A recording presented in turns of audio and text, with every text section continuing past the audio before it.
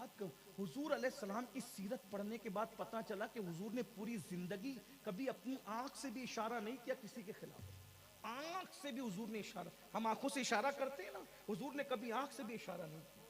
तसव्वुफ ये है। और हम तो लोगों के दिल छलनी कर देते हैं हंसते हंसते, जब भी मिलते हैं नया जख्म अता कर देते हैं।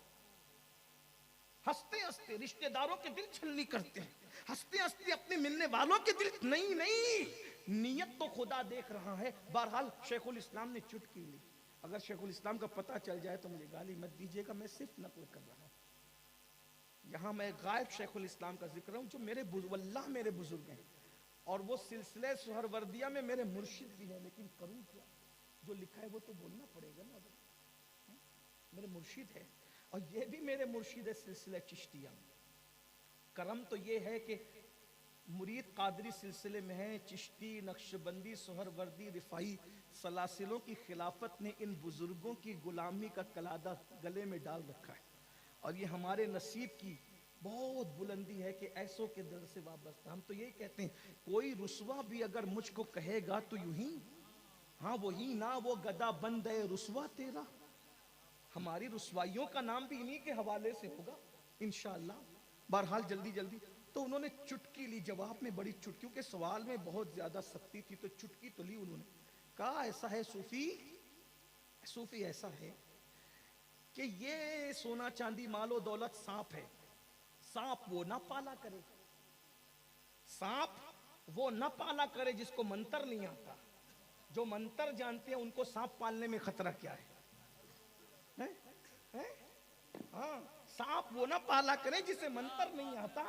अरे जो मंत्र जानता है उसे सांप पालने में खतरा क्या है? अल्लाह अकबर। फिर सूफी का जवाब, अब दोनों का जवाब सुने। कहते हैं शेखुल इस्लाम जी, आखिर वो काम ही क्यों करे कि जिस पर मंत्र याद करना पड़े? वो काम ही क्यों करे कि जिस पे मंत्र याद करना पड़े? भाई क्या जरूरी है मंत्र याद करने की? कुरान पढ़ने वालों को मंत्र पढ़ने की जरूरत क्या है? ऐसा काम ही मत करो कि मंत्र याद करने की जरूरत पड़े। और दूसरे सवाल का जवाब कितना खूबसूरत दिया है, इसी पर मैं अपने जुमले मुकम्मल कर रहा हूं। अल्लाह अकबर। सूफी बुजुर्ग कहते हैं, तुम मुझसे कहते हो कि मेरी बुजुर्गी में सादगी है, इसलिए मुझे कि नहीं है नजर लगने का। तुम्हारी बुजुर्गी में हुस्न और खूबसूरती का मेकअप है, इसलिए तुमने काले तिल के तौर पर ये दुनिया की मोहब्बत को अपनी बुजुर्गी पे लगा रखा है। फिर कहा शेखुल इस्लाम जी, आपकी बुजुर्गी ज्यादा खूबसूरत है या मदीने वाले की बुजुर्गी ज्यादा खूबसूरत है? किसके अंदर हुस्न ज्यादा है? बादस खुदा बुजुर्ग तुई, किस्सा मुख्तसर, उनसे बड़ा बुजुर्ग कौन होगा? जहां से बुजुर्गी आदम को मिली, जहां से बुजुर्गी सुलेमान को मिली, जहां से बुजुर्गी यूसुफ को मिली, हर बुजुर्ग को बुजुर्गी वहां से मिली। जुमला कह दूं, मखलूक के अंदर हर बुजुर्ग को बुजुर्गी दामने मुस्तफा से वाबस्तगी के बाद मिली है। हत्ता के बुजुर्गी को भी जहां से बुजुर्गी मिली है वो आमिना के लाल की चौखट है। आप कहते हो हमारी बुजुर्गी को खौफ है नजर लगने का खूबसूरत, तो तुम्हारी बुजुर्गी खूबसूरत है या उनकी बुजुर्गी तुमसे ज्यादा खूबसूरत है? जब वहां पेट पे पत्थर है तो यहां दौलत क्यों है? जब वहां बगैर सिला हुआ लिबास है तो यहां दौलत का अंबार क्यों है? और कहते हैं तुम अपनी बुजुर्गी पर दुनिया की मोहब्बत का तिल लगाते हो, और वो जहां से बुजुर्गी फैज पाती है वो कहते हैं अल फक्र फखरी। मुहद्दिसीन के नजदीक ये हदीस साबित नहीं है, माजरत चाहता हूं, लेकिन सूफिया के नजदीक ये हदीस साबित है। क्योंकि अहले इल्म, क्योंकि मेरे पीछे जो है वो दारुल उलूम भी है, दारुल इफ्ता भी है, सूफिया भी है, तो ये मुहद्दिसीन के नज़दीक, क्योंकि मुहद्दिसीन जो है हदीस लेने का उनके यहाँ पर एक कानून है, और वो उस कानून पर जो बात आती है वही लेते हैं, जो नहीं आती नहीं लेते। वो लोग इसने इससे का, इसने इससे का, इसने इससे का, बस बात इसी पर आती है। लेकिन सूफिया के यहाँ हदीस लेने का मुहद्दिसीन के अलावा एक तरीका और है कि वो डायरेक्ट साहिब हदीस से पूछ लेते हैं आपने ये कहा है कि नहीं कहा है। इसलिए बहुत सारी रिवायतें मुहद्दिसीन की किताब में नहीं है, लेकिन बहुत सारी रिवायतें सूफिया की किताब में है। इसलिए मैं कोई मुनाजरे का दरवाज़ा खोलने नहीं आया। अल फ़क्र फ़खरी कश्फुल महजूब में भी है, क़ुतुल क़ुलूब में भी है, इसी के साथ गरीब नवाज के यहाँ भी है, सूफी पाक के यहाँ भी है। बहरहाल उन्होंने क्या कहा पता है, क्या कहा कि आप तिल लगाते हो, वहां तिल की जरूरत नहीं, उनसे ज्यादा खूबसूरती है। जो कहते हैं अल फ़क्र फ़खरी, हालत क्या है वहां, एक दिन सिर्फ 2 दिन हम घर में बचे रह गए, नींद नहीं आ रही, नींद नहीं आ रही, हुजूर को नींद नहीं आ रही। जो हर बेचैन दिल का चैन है उसको आज बेकरारी है। हमारे पास दौलत ना हो तो हम बेचैन रहते हैं, और वहां दौलत है तो बेचैन, वो भी कितने 2 दिरहम है। करवट बदलते कहते हैं आयशा घर में कुछ है, कहा 2 दिरहम है, कहा निकाल के सदका कर दो।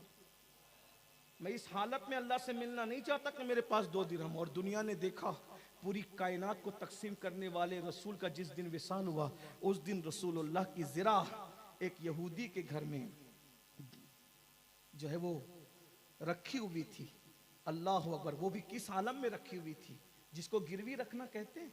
गिरवी रखी, क्यों रखी थी? अपने लिए नहीं, किसी साइल का सवाल पूरा करने के लिए रसूलुल्लाह की ज़िरा एक यहूदी के यहाँ गिरवी रखी हुई थी।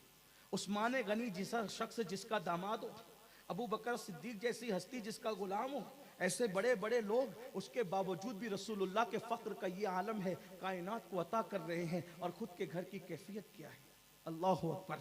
तो बहरहाल मैं बात आगे बढ़ाने से पहले फिर बात समेट लूँ तो उम्मतुल मोमिनीन को सहाबा किराम ने कहा कि आप फारूक आजम के पास चले और उनको मना ले कि अच्छा खाओ, अच्छा खाने दो, अच्छा पहनो, अच्छा पहनने दो थोड़ा। ये उम्मतुल मोमिनीन आई और फारूक आजम से कहा लोगों की ख्वाहिश है कि अच्छा खाने दो और अच्छा खाओ, अच्छा पहनो और अच्छा पहनने दो।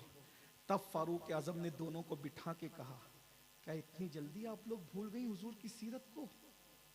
क्या तुम्हें नहीं पता कि रसूलुल्लाह के दस्तरखान पर 2 सालन एक साथ जमा नहीं हुआ?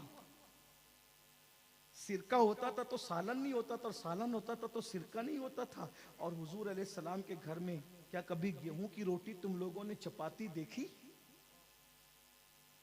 हुजूर इस हालत में जिंदगी गुजारे और आप मुझे मशवरा देने के लिए आई है कि मैं मुसलमानों पे फरावानी कर दूं। दोनों उम्मतुल मोमिनीन इतना रोई कि उनके दुपट्टे भीग गए। वो आई थी फारूक के आजम को मनाने के लिए और जोदे फारूक के आजम उन पर मुतासिर होकर रह गया। यही हाल है सूफी बुजुर्ग का। जब शेखुल इस्लाम ने ये कहा कि हमारी बुजुर्गी पर तिल रख दिया है हमने दुनिया की मोहब्बत का, तो सूफी बुजुर्ग कहते हैं क्या रसूलुल्लाह से ज्यादा खूबसूरत है? वो गए थे सूफी को मुतासिर करने और सूफी बुजुर्ग ने उनकी बुजुर्गी को यूं मुतासिर किया, फरमाया जिसके पास दौलत हो मैं उसको वली नहीं मानता। मैं आपको मौलाना तो कहूंगा लेकिन शेख और वली नहीं कहूंगा। जब इस नतीजे पर मैं पहुंचा तो मैंने कहा या अल्लाह, जो इतने बड़े शेख शुयूख के खलीफा को वली मानने के लिए तैयार नहीं, अगर अमीनुल कादरी उस दौर में होता तो पता नहीं ये मुझे मुसलमान भी तस्लीम करते कि नहीं करते। आप कहाँ है भाई? जब सूफी, अब जुमले को पूरा करने, जब सूफी बुजुर्ग के सामने अपना इस्लाम मुकम्मल पेश नहीं कर सकते तो कयामत के दिन खुदाए वादहू ला शरीक के सामने अपना ईमान क्या साबित करोगे? जन्नत के ठेकेदारों अपनी रातों का जायजा तो लो, जन्नत के ठेकेदारों अपने दिनों का जायजा तो लो, जन्नत के ठेकेदारों अपने दिलों को जांचो तो सही। इतने बड़े ठेकेदार बन गए कि हम नहीं जन्नत में जाएंगे तो कौन जाएगा, क्योंकि हम